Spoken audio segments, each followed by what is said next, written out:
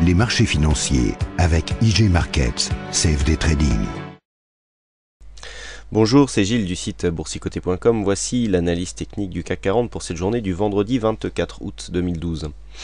Avec aujourd'hui donc cette séance très particulière, puisqu'après une ouverture quasi stable sur les 3432,55, nous avons marqué un plus haut à 3442,33. Non pardon, nous avons d'abord marqué un plus bas à 3396,81, suivi d'un plus haut à 3442,33, qui est donc avec un retour donc sur les 3433,21 en cours de clôture, donc ce qui nous permet de gagner 0,02%, plus 0,65 par rapport en point par rapport au cours de clôture d'hier, donc on pourra dire quasi stable, avec donc cette bougie qui s'est inscrite ici en bougie en croix.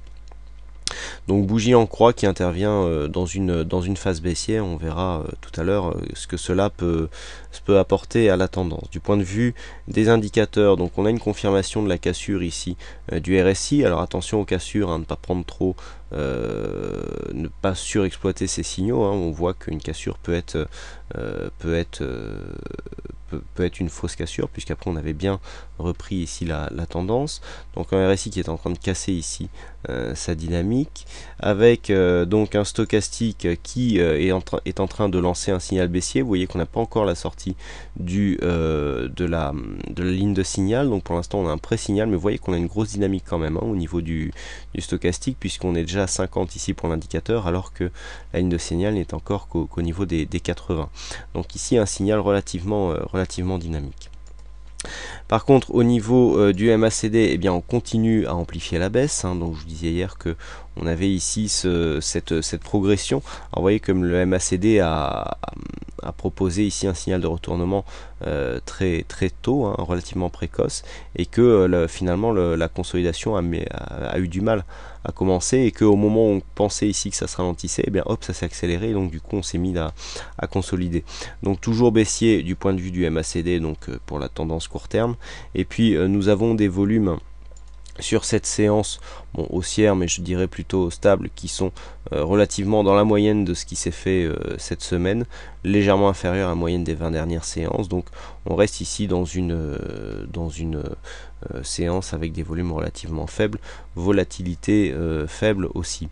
Donc bon, au niveau de cette bougie, alors on a eu donc une séance qui est partie à la baisse avec cette hausse qui est intervenue en fin de séance, qui a fait couler beaucoup d'encre, c'est bien dire, mais qui a provoqué des discussions passionnées sur le chat, car il s'agit de ça. Bon, on est tous des passionnés, donc des fois quand tout le monde n'est pas d'accord, ça crée des discussions qui se font à bâton rompu. Mais bon, c'est vrai que on a des annonces, on a des choses qui interviennent, et c'est ce qui fait bouger les cours. Quoi qu'il en soit, ici on est venu marquer un plus bas, on est revenu ici clôturer au-dessus de cette zone, donc que je vous avais dit que je vous avais décrit comme très importante, de cassure des 3410. On revient clôturer au-dessus, proche des niveaux de clôture d'hier, proche des niveaux d'ouverture. Vous voyez que entre l'ouverture et la clôture, il y a moins d'un point d'écart. Donc ce doji en croix est quasi parfait, et tout simplement, eh bien, nous avons cette bougie qui marque une grosse indécision.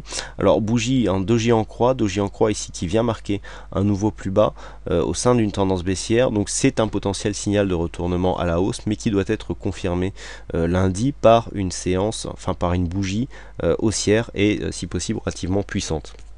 On pourrait avoir dans ce cas-là un possible retournement à la hausse. Donc quoi qu'il en soit, pour ce qui est de la tendance, on voit bien que nous avons cette zone ici, 3410,15, qui est une zone très intéressante là au niveau de la bascule de la tendance, puisqu'on a eu tendance accélérée ici suite à cette cassure, et puis cette annonce a fait remonter les cours juste au-dessus. Donc même scénario qu'hier, à savoir ici sous les 3410,15, bien une possible accélération. Donc là le signal lundi, ça sera une baisse supérieure au plus bas du jour, à savoir les 3396,81, qui pourrait nous amener à l'objectif ici, les 3375, et donc une possible évolution ici. Alors une évolution entre 3410 et 3460 nous donnerait plutôt une neutralisation du mouvement, hein. C'est-à-dire que là on reviendrait ici, si on venait osciller dans cette zone, on aurait une neutralisation du mouvement avec une inversion du flux selon la loi de Dow, et qui marquerait quelque part la fin de cette petite consolidation,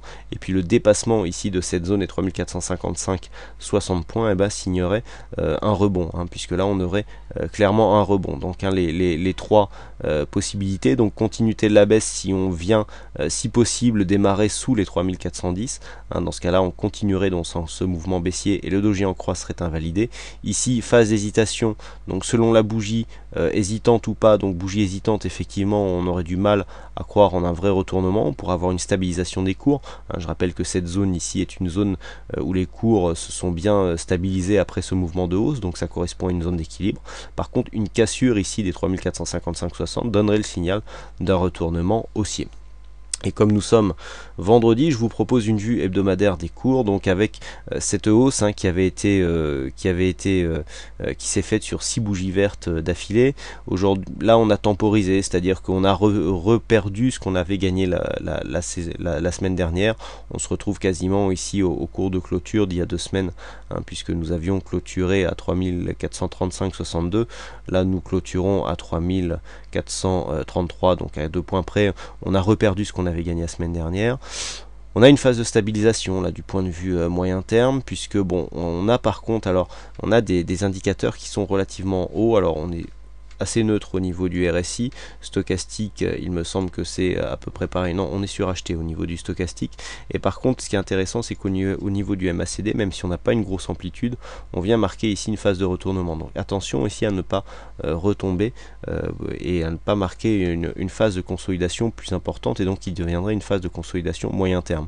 Je rappelle que au niveau de la vue moyen terme, le fait de casser durablement ici cette zone des 3410 pourrait nous provoquer un retour. Alors nous avons 2 zones pour la semaine prochaine, soit les 3300, soit les 3250, hein, qui correspondent ici à ce support que nous avions commencé à tracer précédemment et qui pourrait maintenir la tendance. Et puis vous voyez qu'on a cette moyenne mobile 20 et 20 exponentielle ici, enfin la moyenne mobile 20 exponentielle ici en très plein, qui sera dans cette zone et donc qui pourrait provoquer un rebond au niveau de la tendance moyen terme. Donc là on est toujours dans un flux haussier, on a une sortie de dynamique, hein, puisque la dynamique on a marqué un plus bas hein, par rapport à la séance à la semaine précédente.